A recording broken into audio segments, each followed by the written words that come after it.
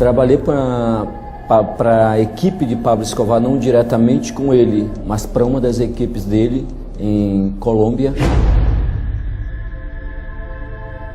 E o meu trabalho era sair do Brasil para a Suíça, com tráfico, transportando a droga até a Europa.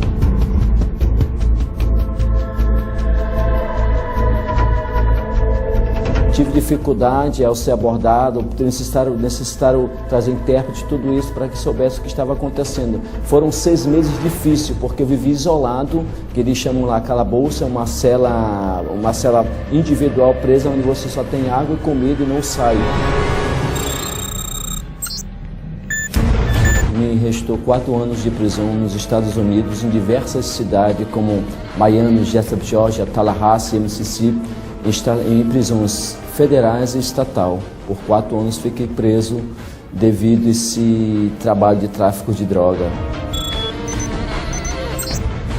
Após isso, depois de 6 meses lá, veio a sentença de 3 anos e meio e fui deportado para os Estados Unidos para uma outra prisão, e assim, indo de prisão em prisão em diferentes estados dos Estados Unidos, né? E ali eu comecei a estudar os idiomas para poder me comunicar, e tive muitos momentos de dificuldade em relação à violência, né? Sempre, a maior parte, eu brigava muito dentro da prisão para me defender e vivia partes em calabouço, isolado.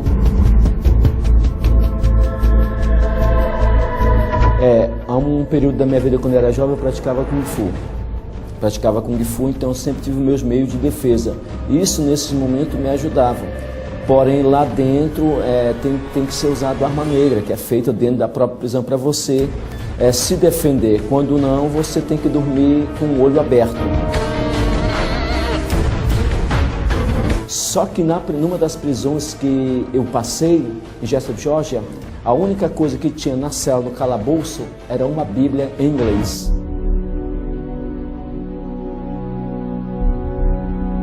E até então eu não entendia o inglês, mas todas as vezes que eu pegava aquele livro, começava a folhear pouco a pouco como estava estudando, o dia para mim era um dia diferente, eu me sentia mais leve, diferente, como se eu não tivesse preso, eu tinha paz, começava a ter paz. Mas quando eu parava de ler, voltava toda aquela negridão, aquela escuridão, e eu me tocava onde eu estava, que era a realidade. Foi difícil, mas em todo esse período nunca me aconteceu nada demais, porque Deus tinha uma obra na minha vida. Me retirei, fui deportado, fui para o Brasil, fui para Tabatinga Fronteira para procurar as pessoas e eliminá-las.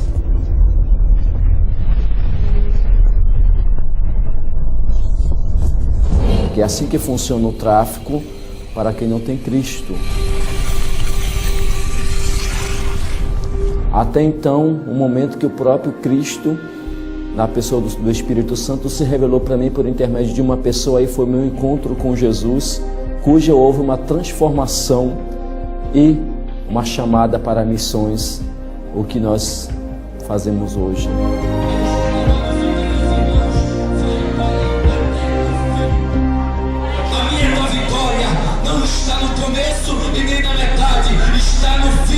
Realmente o poder de Deus, Jesus Cristo, ele é real, porque somente ele tem o poder de mudar o ser humano numa nova criatura. A minha conversão, eu fui convidado por uma igreja, uns irmãos, eu estava muito envolvido com bebida, com mulheres, trabalhava com turismo, ganhava muito bem, mas o meu dinheiro ia envolvido com tudo isso, e chegou um ponto da minha vida que eu mesmo queria dar um basta. Eu queria dar um basta e eu decidi ir até a igreja porque se falavam muito de Jesus. Então eu decidi ir à igreja, porém quando eu cheguei lá, eu propriamente fiz um desafio com Deus, questionando se ele existia ou não. E se ele existisse realmente, eu queria conhecê-lo. Isso foi no monte, numa vigília na minha cidade, um monte onde vai muitas pessoas buscar a Deus. E naquele monte ali, eu via pessoas falando em línguas estranhas que eu não entendia. Como falava dois idiomas, me interessei, queria aprender. E eu perguntei para a moça, onde tu aprendeu esse idioma tão bonito? Eu quero aprender. Ela disse, esse idioma, ele vem de Deus, ele vem do céu. Quem faz é o Espírito Santo. E o Espírito Santo, quem é o Espírito Santo? Então eu decidi, levantei as mãos para o céu e disse: Deus, se tu existe, eu quero te conhecer a partir de hoje. E depois de meia hora veio algo sobre mim sobrenatural, me inflamando a ponto de eu cair no chão. Quando eu me levantei diferente, mais leve, diferente. A partir daquele instante a minha vida mudou. Após um período de ensinos bíblicos na igreja, eu desci as águas e com 3 meses fui batizado com o Espírito Santo. Deus falou por intermédio de um vaso que eu tinha obra de missões, nem sabia o que era missões na vida, e as coisas foram acontecendo paulatinamente, e hoje estamos aqui para a glória daquele que fez os céus e a terra. Aleluia! É a promessa do derramamento do Espírito Santo de Deus. Ei, cuidado! Um ministério de pastor, quando eu comecei a me envolver com a igreja, a frequentar, eu sempre tive no meu coração, eu gostava de ensinar, como gosto de ensinar a palavra de Deus. Como é a palavra de Deus? Então a maioria dos ensinamentos vem a partir de experiências próprias. Como o batismo com o Espírito Santo, eu queria muito ser batizado com o Espírito Santo. O que eu fiz? Me disseram que eu teria que orar e jejuar e pedir, que Deus fazia isso. Então eu descobri na Bíblia que Daniel orava 3 vezes ao dia ao Senhor. E eu, meditando na palavra de Deus, digo: então vou fazer uma campanha de Daniel. Resolvi jejuar, orar 3 vezes no dia em jejum e oração, pedindo batismo com o Espírito Santo. Isso foram 1 mês de jejum e oração. Quando foi 1 mês e 1 semana, meio-dia, eu fui batizado com o Espírito Santo no meu quarto, na minha casa.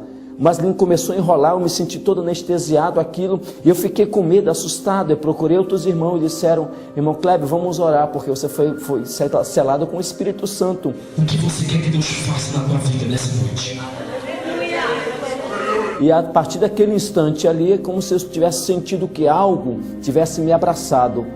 E eu entendo hoje que quando Davi foi ungido com óleo, o Espírito Santo se apoderou da vida dele. Hoje eu entendo o que significa, né? A partir daquele instante eu comecei a viajar pelos interiores do Amazonas, canoa, barco, por conta própria, com autorização do pastor, e ia pregar para os indígenas, para os caboclos lá da nossa terra, fazendo missões.